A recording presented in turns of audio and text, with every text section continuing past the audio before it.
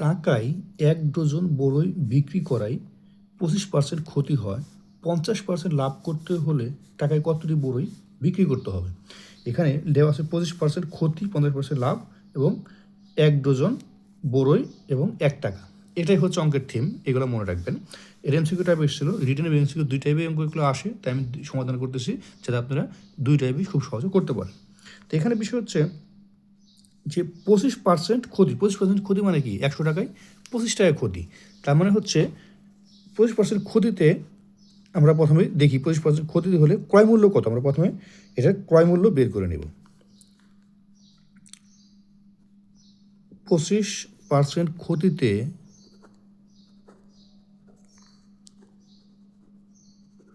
বিক্রয় মূল্য,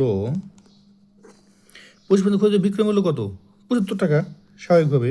তাহলে আমরা এটা যদি লেখেন, এভাবে লিখে নিতে পারেন,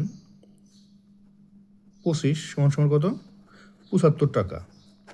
তাহলে ২৫% ক্ষতিতে বিক্রয় মূল্য ৭৫ টাকা। তাহলে ৭৫ টাকা বিক্রয় মূল্য হলে ক্রয় মূল্য কত? এখন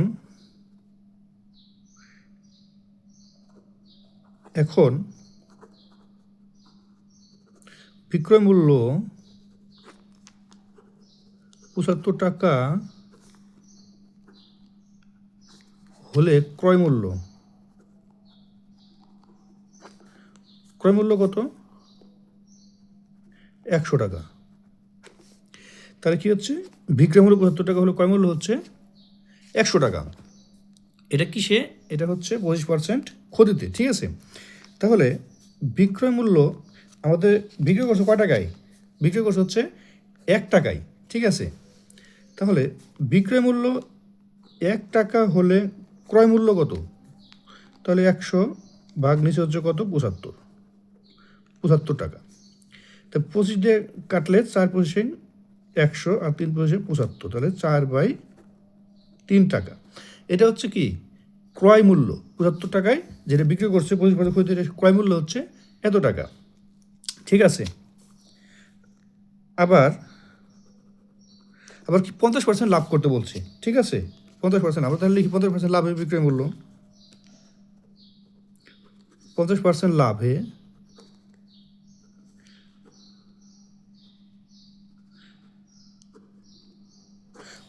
বিক্রয় মূল্য কি? ১০০ যোগ ৫০ = ১৫০ টাকা। তাহলে ৫০% লাভে বিক্রয় মূল্য ১৫০ টাকা, ঠিক আছে? ১৫০ টাকা। তাহলে এখন কি হচ্ছে? ক্রয় মূল্য ১০০ টাকা হলে বিক্রয় মূল্য কত? এত টাকা। আমরা কিন্তু এটার ক্রয় মূল্য পেয়ে গেছি, ঠিক আছে? তাহলে আমরা এখন লিখি এখন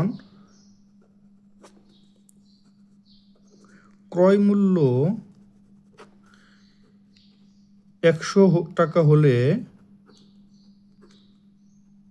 বিক্রয় মূল্য কত?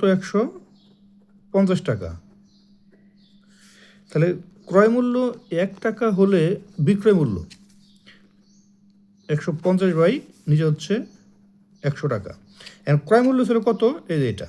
তাহলে অতএব ক্রয় মূল্য 4/3 টাকা হলে বিক্রয় মূল্য, তাহলে ১৫০ নিচে আছে ১০০। এটা একের চেয়ে বড় হলেও উপরেরটা, বড়টা উপরে যাবে, নিচে আসবে ছোটোটা, ঠিক আছে?